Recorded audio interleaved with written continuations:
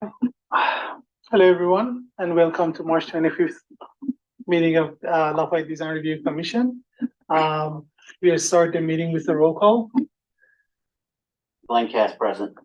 Travis Kauser present. Armand Hadilu present. John Gray present. Richard Stanton present. Thank you. All the commissioners are present tonight. Then we move to the second item, adoption of the agenda. Do I have a motion to adopt the agenda? I'll make the motion. I'll second it. All in favor, say aye. Aye. Aye. So we adopt the agenda. Third item is public comments for items not on this or an upcoming agenda. And within the purview of the commission. Do we have a reason? We do not. Okay. So seems like we don't have any public comments. We are going to move to the next item for A, the meeting minutes for March 11th meeting. Do I have a motion to adopt the minutes, or do we want to make any changes? I'll move that we adopt the minutes of March 11th as proposed. I will second that. All in favor, say aye. Aye.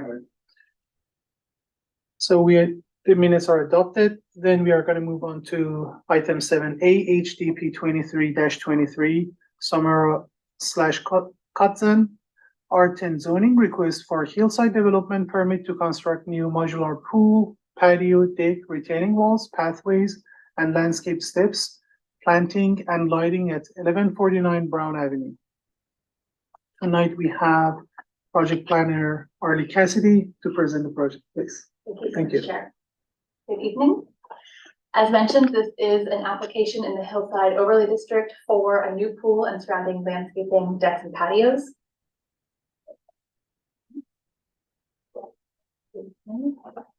The context of the site is that it is a 1.25 acre property in the R20 zoning, located on Brown Avenue, north of Highway 24 and above kind of the east side of downtown.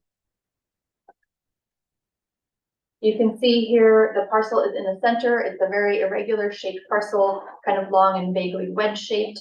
The existing house will remain as not part of the project. You see it in gray on the right. Brown Avenue takes kind of a left turn around the property and continues up. The area of work in green is in the rear yard of the property to the west, and it's outlined there. The area of work is no closer than 60 feet to the nearest house across the west property line. These are some context photos of the area in the rear of the yard. In the upper right, you see that nearest home. You can see that the house the roof is visible, but no windows are visible through or over the property line fence. And the area is generally an open grassy space between a lot of mature vegetation. Looking at the existing site and proposed, upper left is existing, showing all of the setback lines. The existing house is cut off to the right. Again, no changes there. There is some existing landscaping and pathways in the center of that diagram. And then again, in dotted outline in gray in the upper left, that's the area of proposed work, which will be grubbed for change, or it's kind of the demo. And then on the lower right, you see the proposed work. We have approximately a 200 square foot modular pool, an additional 570 square feet of concrete deck and wood plastic polymer for patio, and then about 1,700 or almost 1,800 square feet of new landscaping is proposed.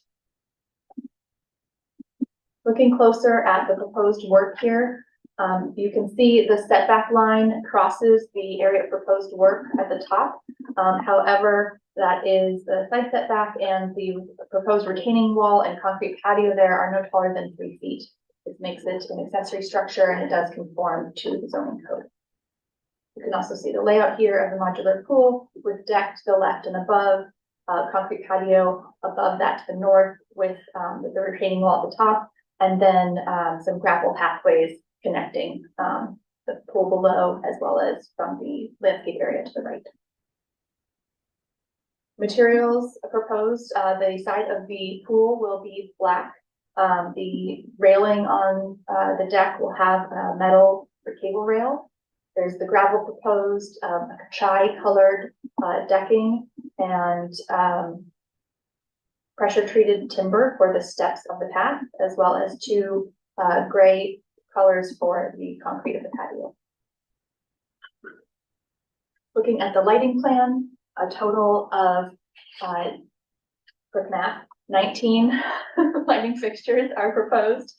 There are 6 path lights over on the right shown in small circles and 13 step lights, which are inserted into the retaining walls and the steps up to the patio at the top. These are both dark sky compliant. Looking at the landscape plan, the colors here actually show the irrigation zones for the 4 zones of landscaping. Again, 1,788 square feet of new landscaping. This will trigger WELO at the time of building permit because of the new irrigated areas.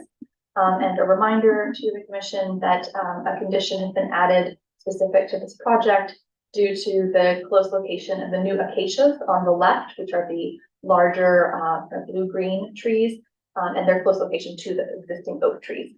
Oaks don't like to be overwatered, so the proposed condition says that irrigation shall be placed away from existing oak trees so that they are not damaged. And that is in your staff report. Looking at the site elevations, the top one shows a north-south view looking to the west. So this is between the existing home and the proposed pool and deck. You can see to the north, the house uphill is well screened from the tree or from the existing vegetation, and downhill to the left and the south is another existing home, also well screened, though there is one small view corridor that is open and is visible if you visited the site standing on Sky Boulevard above the area. There was a small view corridor that leads pretty much to the corner of this house below. It doesn't look right into a window, but it is open and it should be blocked pretty well by the toyon that are proposed in that space. I'll actually just jump back to show that. So you can see the bottom right, there are a number of toyons in the purple area, which should grow up to a height that will help screen that view corridor. After the site elevation, the lower elevation is east-west and looking north, fairly level ground here. And you can see the rectangle on the left represents the house that's visible through the fence. And the house on the right is actually the subject property house. You can see the change in slope that is part of the site. The decking, the pool, the patio are all set into the slope, so it steps down and does not extend out. So the massing and grading are reduced in this way. And then the rendering on the right shows a bit of mature landscaping as it will grow in around the site. With that, staff completes its application, or excuse me, its presentation, and makes the recommendation to find the project exempt from CEQA and adopt DRC Resolution 2024-08, approving the project subject to conditions of approval. I'm happy to answer any questions. Thank you. Any questions for the staff? None. Thank you. So with that, we are going to move on to applicant's presentation. Are you the applicant? Yes. Okay, please.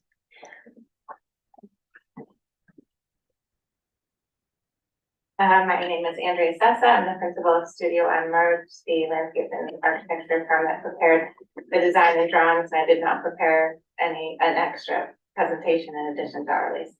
But I'm happy to answer any questions you have and go back to the slides. I have a question.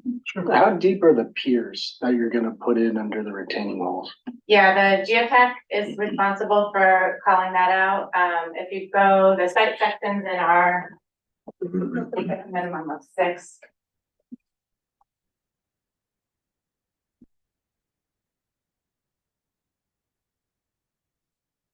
You want to know really to planning or for when we get to building? No, I'm just curious anecdotally. I have a friend that did something similar to this, and in Orinda, they made him go 16 feet. And I'm curious. Yeah, what our geotech required. I would hope that they would do much more than that, considering the weight of the water. Or maybe not much more, but at least that much. 9 feet 7 inches from the bottom up to the height of this small retaining wall here. This one is not measured. Is that, This and is, that's in front of the pool? this is under the pool. This is the pool here. Yeah, there's, because you can't see the pier and the structural engineer on the project needs to coordinate with the geotech with this final design and say whether he needs it, a little deeper than 7 or not. Okay. The geotech did, the initial report said that he wanted it deeper than what we showed here.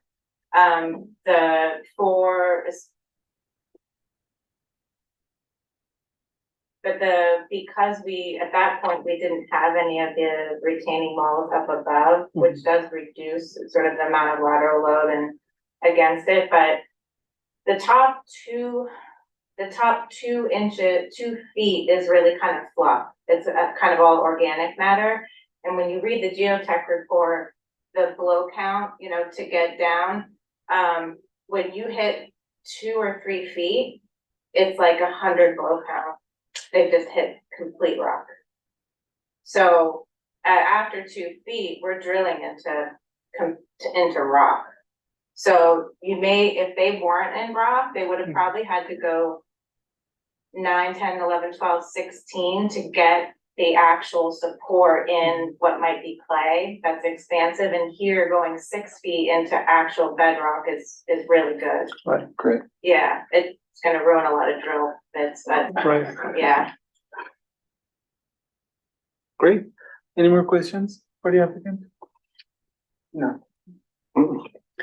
Do we have any public comments?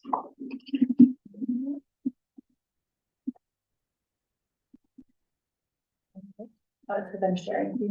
Yeah, we have no hands raised. No hands raised. Okay, so we are gonna move to commissioners' comments. Who wants to go first? Oh, Mr. The only, question I had was about privacy down the hill, from the property below. There's a kind of a vertical structure that would be visible because of the way it's built into the slope. Walking around the side, I could not walk on a neighbor's property and really see that myself. Yeah, But my sense from your drawings is the intent is to screen that. And I just want to make sure that is the intent. absolutely. And I mean, I don't want to change the plans with a few more toy on and go through this again. But I'm happy to include, really what you need is something at 10 to 15 feet high. Because that's when you're down below and you look up, that's what's gonna screen it and not block their view of the hills across. Yeah, you might not even need even that much height. Yeah, I mean, I think it'll probably come down to an observation at the time of construction. yeah, But as long as that's the intent. absolutely, Otherwise, I had no concerns at all. yeah. No, I'd be happy to, we could do Manzanita bigger ceanothus, a few more toy on, but to make sure that the side of it, that you're not seeing that big side of it from down below, because none of us have stood down there to look at it. Yeah, no, that's fine. Great. Who wants to go next? I think it's a nice design. It seems well thought out. It's kind of a fun, different design. So Yeah, for us I too. think it's great the way it's proposed. Thank you. Yeah, I have no complaints. I visited the site and the Toyon will suffice, yeah. Thank you. No comments. I agree with all the commissioners. I think this is an elegant design and I appreciate your sensitivity to the context and just about the privacy of the neighbors. I'm in support of the proposed project. With that said, can we add the request of Commissioner Gray for the observation during construction for the privacy matter? Thank you. Thank you. So who wants to make a motion? I'll make a motion that we find the project exempt from CEQA and adopt resolution 2024-08 With the conditions. with the staff recommended conditions of approval as edited just now. Great. Any Well, I will second? second that. All right, all in favor, say aye. Aye. Aye. So the project is approved. Congratulations. Thank you very much. So you're gonna follow up with the staff for the next steps and the Yep. building permit. Yeah, I'll follow up with Arlie, that we've got a checklist and we'll go from there. Sounds great. All right. Thank you so much, everyone. Thank you.